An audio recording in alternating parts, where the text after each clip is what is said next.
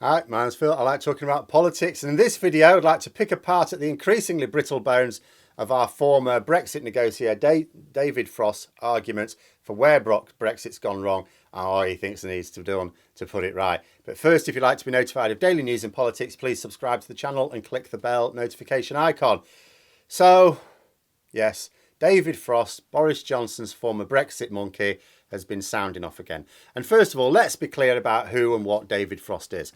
He was a whiskey salesman who was clear that Brexit would deliver economic harm to the UK right up until the point at which he had the opportunity for career advancement by jumping on the Brexit bandwagon.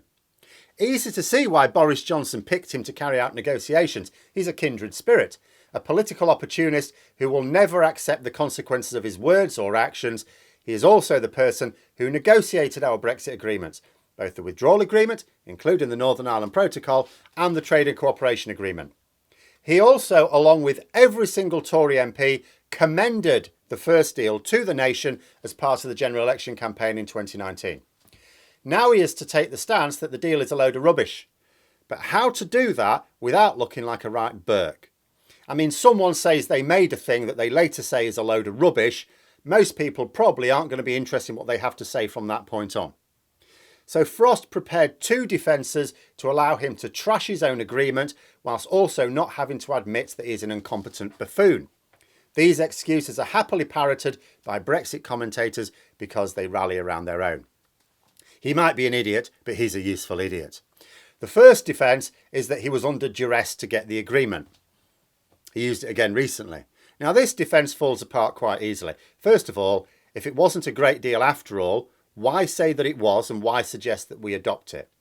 Even if you accept the defence, he is claiming to have lied to tens of millions of the British public. But also, what duress? He can't claim the EU put him under duress because they kept offering extensions and accepting our extension requests. He sometimes tries to blame Parliament, but Johnson won a large majority in December 2019. If he thought it was the best deal he could get with the old Parliament, but that there was a better deal to be had, Johnson could have thrown it in the bin and started again with his large parliamentary majority, now purged of all moderate Conservatives. So this is nonsense. But he keeps claiming it anyway, and the Brexit commentators keep nodding in approval as if it wasn't the most ridiculous excuse. And I've been a teacher for over 2 decades. I've heard some pretty bad excuses in my time. The second excuse was that the withdrawal agreement was supposed to be dynamic, but that the EU are taking a dogmatic view and insisting on rigidly applying it. That was never the intention. This excuse has also been used recently and supported by other Brexit fanatics. And just as with the first excuse, it falls down fairly quickly. First of all, the withdrawal agreement formed the basis of an international treaty. The text does not say that it is time limited. No part of the agreement has an end date. As with all treaties, you can negotiate a separate treaty or an extension to an existing treaty that can supersede this treaty, but that would be done on a bilateral basis. You can't just decide that now you've conned your own public into voting for it, you'd like to tear it up. This would be easy for a Brexiteer to argue. If what they say is true, they can easily point it out in the text. Oddly enough, they never do. So then we come on to what he wants to say. Once he has excused his responsibility in negotiating the treaty that he now says is unfit for purpose, but that people should not treat him like a blithering idiot, but a wise man because the fates conspired against him, delivered a turnip of a deal that's totally not his fault. He pushes the usual Brexit narratives. Remainers won't accept that Brexit is still really popular. It isn't. It never was. It's true that many people do not want to carry on fighting the Brexit battle. Many would have preferred we remain, but now that we're out, think that the hassle of going back is not worth it. This will change, but there are stages to go through. Not only stages in the actual application process, but before that can even begin, stages in the rehabilitation of the British public. And that rehabilitation cannot begin until the parasites we are suffering from have been shat out into the bowl. This may take a while. But just because a beleaguered and dispirited nation doesn't want more divisive Brexit battles doesn't mean Brexit is popular. That many key voters would not yet support rejoining the EU in any serious way just yet, including the single market maybe, doesn't mean it's because they don't want to. It just means they fear the chaos and the divisive nature of the politics that it will bring. The second Brexit narrative he tries to push is the idea that because we're not suffering as much as he claims people said we would, that it's actually not that bad. Well, two things here. First of all, not that bad is still bad. Question, has Brexit made things better or worse? Worse. That's really all there is to it.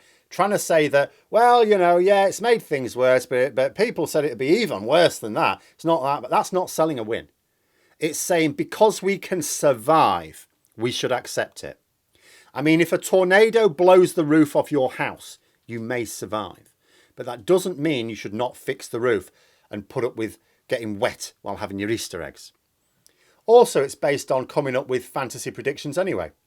The consequences of Brexit that were predicted are precisely what has happened.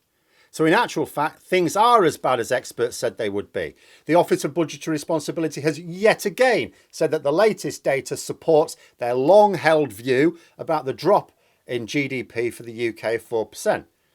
You know, that there might have been some Remainers who exaggerated some of the impacts, neither stops the actual consequences being bad, nor invalidates the rather more accurate prediction of experts. So then he tries the third argument, that the problems now are limited in time, that it will get better. Because you can't deny it's bad now. We're into the reality phase of Brexit. It's bad, can't deny it. They try and hide it behind COVID. They just try and straight up lie about it, trying to say that our trade is back up to where it was pre-COVID. No, it is not. Not even close. But what they will do is they'll say, but it will get better. It weren't ever going to happen overnight. I mean, that's not what they were saying before. But now apparently it's not going to happen overnight. So when will it get better then? Oh, in about half a century. I'm not actually kidding. David Frost suggested that we do not measure the success or failure of Brexit for 47 years. He said that. That was his number. It was his final plea of an article I was reading. He based this on the notion that we were in the EU from 1973 to 2020, 47 years. Now, I know it wasn't the EU back in 1973, but I do things like that myself. It's fine. We know what he's talking about. He means the European community. It's had a few names. It's done things in varying ways, but it's the same concept and club. But the thing is, we didn't wait 47 years to judge entering the EEC a success or failure, did we? 2 years after joining the EEC, the UK held a referendum to ask the people, do you like it? Should we stay or should we leave? 2 years, and people voted to stay. So if Frost wants to bring up a form of judging success and he wants to refer back to our original entry into the club, we should be having a referendum sometime next year, shouldn't we? Not in 47 years' time. Because that's the difference. Politicians in the 70s were confident that joining the EEC was in the UK's interest, had cross-party support, and was also confident that people would enjoy the benefits and recognise them. So they would support them. If today's politicians were confident that Brexit was in the UK's interest and that people could see it, and remember, Frost is trying to say it's popular, he claims it's popular, then they would have another referendum to check that we're all still cool with it. That'd shut me up. Yeah, have another referendum. How are you liking Brexit then? Just like they did in the 70s. But they're not doing. Not even entertaining the notion. They wouldn't have a confirmatory referendum after the blank check referendum of 2016, and they won't have one now. Nope, much better to say, let's judge it in 4 or 5 decades when almost everyone responsible will be dead. There'll only be Darren Grimes left to carry the can. But those are my thoughts. Let me know yours in the comments below. Hope you found the video interesting. If you did, don't forget to click the like button. And until next time, I'll see you later.